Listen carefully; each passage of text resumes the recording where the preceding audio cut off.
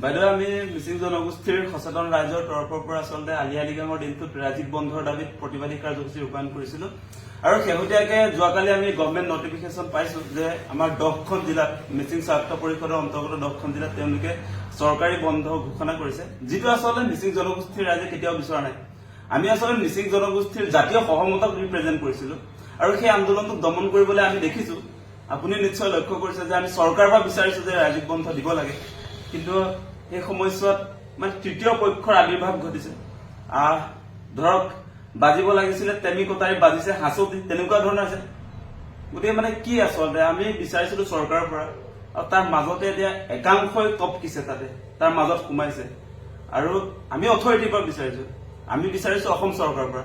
আৰু অসম চৰকাৰৰ মিচিং প্ৰতিনিধি চৰকাৰত আছে কাৰণে বিজেপিৰ সদস্য দেই, ৰণোজ পেগু ভুৱন পেগু বিজেপিৰ সদস্য, তেওঁলোক আছে কাৰণে আৰু আলি আই লৃগাং সম্পৰ্কত তেওঁলোকৰ বক্তব্য আছে কাৰণে তেওঁলোকক আমি এটেক কৰিছো। তাত কোনোবাই তাত টপকিবলৈ কিবা বিষয় আছে নেকি, কি কব?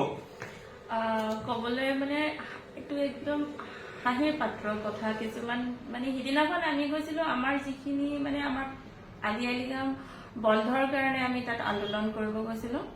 তাত যি 6 সংগঠন আছে সেই সংগঠনে আমাক সহযোগ কৰিব লাগিছিলে, কিন্তু তেওঁলোকৰ ইছ্যুটো ডাইভাৰ্ট কৰাৰ এটা হেৰি ওলাই পৰিলে তাতে। ধৰক এটা ভাষা কোৱা নোকোৱাক লৈ দৰাচলতে সেইটো ইছ্যু হবই নালাগিছিলে, কাৰণ আমি যিহেতু সচেতন নাগৰিকৰ ফালৰ পৰা গৈছিলো। সচেতন নাগৰিক মানে কি, সমাজৰ সচেতন ব্যক্তি, তাত কোনো সংগঠনৰ কথা নাহে। তেওঁলোকে যদি সঁচাকে মিচিং জাতিৰ কাৰণে তেওঁলোকে মাত মাতিছে, তেতিয়াহ'লে সচেতন ব্যক্তিসকলক তেওঁলোকে সমৰ্থন কৰাৰ পুৰা যুক্তিৰ কথা আছিলে। তেনে ক্ষেত্ৰত এতিয়া তেওঁলোকে ইছ্যু ডাইভাৰ্ট কৰি গাঁৱে ভূঞে গৈ পেলাই মিটিং কৰিছে। মিচিং সচেতন সমাজ এটা ভুৱা সংগঠন, ভুৱা হেৰি, এইবিলাক মানে কি যুক্তিৰ কথা মানে কৈ আছে, সেইটো একদম হাঁহিবলগীয়া কথা হৈ আছে। তেওঁলোকে আচলতে বিচাৰিব লাগিছিলে কি আৰু বিচাৰি আছে কি? আমাৰ বিপক্ষে তেওঁলোকে মাত মাতিলে জানো তেওঁলোকৰ উদ্দেশ্য সফল হব? তেওঁলোকৰ উদ্দেশ্যটো কি আচলতে? এটা কথা যে আপোনাৰ চৰকাৰ পক্ষ মানুহৰ লগত মিতিৰালি কৰি থাকিলে কোনো জাতিৰ এটা উন্নতি হৈ নাযায়। যেতিয়া আমাৰ জাতিৰ প্ৰয়োজন হব, জাতিৰ হকে মাত মতাৰ সেই সংগঠনখিনিৰ দৰকাৰী আছিল। কিন্তু এতিয়া আপোনালোকে চাই লওক, 10খন জিলাত যেতিয়া ৰেষ্ট্ৰিক্টেড হলিডে ঘোষণা কৰিছে, তেনে ক্ষেত্ৰত তেওঁলোকৰ আমাৰ যিটো দাবী আছিলে যে 10খন জিলাতেতো অকল মিচিং জনগোষ্ঠীয় লোকসকল বাস কৰা নাই, সেইকাৰণে আমাক গোটেই অসমতে আমাক ৰাজ্যিক ভিত্তিত বন্ধটো লাগে কাৰণে আমি তাতে মাত মাতিব গৈছিলো। তেনে ক্ষেত্ৰত যদি তেওঁলোকে আচলতে বুজিয়ে পোৱা নাই তেওঁলোকে বিচাৰি আছে কি। তেওঁলোকে কাৰোবাৰ প্ৰৰোচনাত গৈ পেলাই তেওঁলোকে আমাৰ যিটো আন্দোলন আছিলে সেই আন্দোলনটো দমন কৰিবলৈ তেওঁলোকে যিটো মানে ব্যৱহাৰ কৰিলে, সেইটো অত্যন্ত লাজ লগা কথা। আৰু তেওঁলোকে কৈ আছে অনা মিচিং, বেলেগ সম্প্ৰদায়ৰ মানুহ লগাইছে। আৰু তেওঁলোকেতো ভাল পাব লাগিছিলে ন, কাৰণ যিহেতু তেওঁলোক অনা মিচিং হৈও মিচিং জাতিৰ হকে মাত মাতিছে, সমৰ্থন দিছে। মিচিং জনগোষ্ঠীৰ কৃষ্টি সংস্কৃতিৰ প্ৰচাৰ প্ৰসাৰ তেওঁলোকে অংশীদাৰ হব খুজিছে। আৰু আমি দেখিবলৈ পাইছো যে ৰণোজ পেগু, মন্ত্ৰী ৰণোজ পেগু, আপুনি নিশ্চয় দেখিছে যে আমি মিচিং জনগোষ্ঠীৰ সচেতন ৰাইজ বা আমাৰ যি ছাত্ৰ সমাজ, মিচিং জনগোষ্ঠীৰ ছাত্ৰ সমাজে আচলতে প্ৰতিবাদ যেতিয়া কৰিছে যে আমাক জাতীয় উৎসৱৰ দিনা, যিহেতু আলি আই লৃগাং মিচিং জনগোষ্ঠীৰ লোকসকলৰ কাৰণে প্ৰাণৰ উৎসৱ, আমাৰ আয়ুস ৰেখা সদৃশ। গতিকে কৃষ্টি সংস্কৃতিৰ ক্ষেত্ৰত আমি কৈছো যে আমাক ৰাজ্যিক বন্ধ এইকাৰণে লাগে যে আমাৰ জীৱন, আমাৰ আলি আই লৃগাংটো বেলেগ উৎসৱতকে, বেলেগ জনগোষ্ঠীৰ উৎসৱতকে ফুলি ডিফাৰেণ্ট। আমি যিটো দেখিছো, মানে আপুনি নিশ্চয় দেখিছে যে আমাৰ আলি আই লৃগাং যেতিয়াৰ পৰা আমি আনুষ্ঠানিকভাৱে পালন কৰো, তেতিয়া আমাৰ গোটেই মিচিং জনগোষ্ঠীৰ ৱে অফ লাইফ, বহুত ডাঙৰ শব্দ, ৱে অফ লাইফ, জীৱন ধাৰণ প্ৰণালী।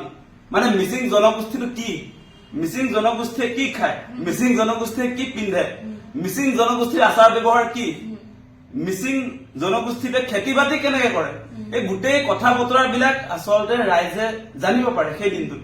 গতিকে এনেকুৱা এটা গুৰুত্বপূৰ্ণ উৎসৱ, এটা জনগোষ্ঠী কিন্তু এদিনৰ অধ্যয়ন কৰে, নিজৰ চকুৰ সন্মুখত গোটেই বস্তুবিলাক দেখে। আপুনি কিতাপত পঢ়ি পোৱাটো বেলেগ বস্তু, তাৰ উপৰি যেতিয়া বাস্তৱ ক্ষেত্ৰত আপুনি নিজে স্বচক্ষে যেতিয়া বস্তু দেখিব। গতিকে এনেকুৱা গুৰুত্বপূৰ্ণ এটা উৎসৱত ৰাজ্যিক বন্ধ দিলে আমি ভাবো যে অসমৰ কোনো জাতি জনগোষ্ঠীৰ লোকচান নহয়, বৰং তেওঁলোকে আমাৰ জাতিটোক জানিবৰ কাৰণে তেওঁলোকে সুযোগ লাভ কৰিব।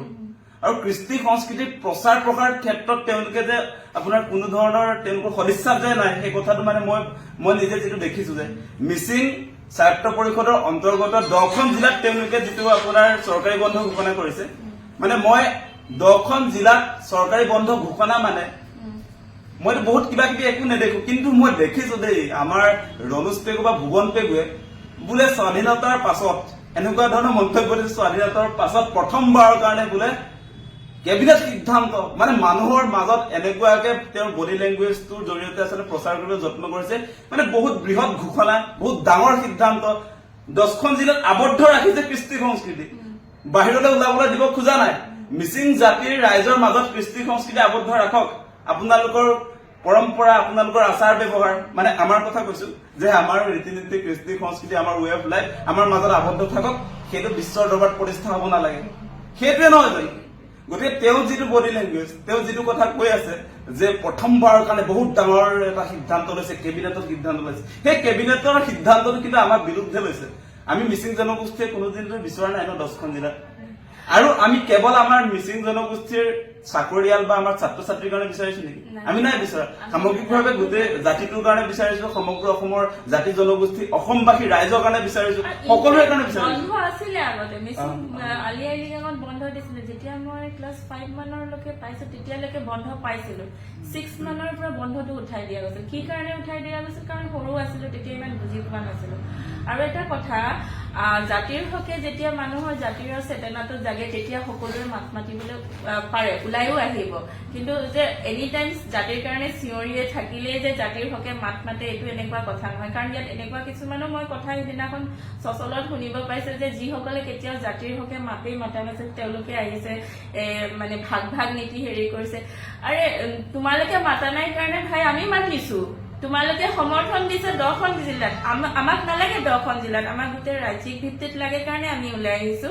আৰু তোমালোকৰ নিজৰে লাজ লাগিব লাগিছিলে সিদিনাখন, কাৰণ তাত স্বয়ং ৰাহুল লয়ং আছিলে, তেওঁ নিজে এজন ভাষা নকয়, তেওঁ মোৰ পৰিয়ালৰে মানুহ, তেওঁ এটলিষ্ট সেইখিনি কণ্ট্ৰল কৰা কেপাচিটি থাকিব লাগিছিলে যে তোমালোকে এইবিলাক নকৰিবা, এইবিলাক মানুহে হাঁহিব, তোমালোকে এইবিলাক নকৰিবা, ভাষা কোৱা নোকোৱাক লৈ নালাগিবা, কাৰণ ভাষা কোৱাক নোকোৱাক লৈ লাগিলে আমাৰ জাতিটোৰে বদনাম হব। কিন্তু তেওঁ সেইটো কি ভূমিকা তেওঁৰ সেইদিনাখন, তেওঁ উল্টাটো গো বেক দিব লাগে, কাক দিছে কাক, এইটো মানে বহুত হাঁহি কথা মানে।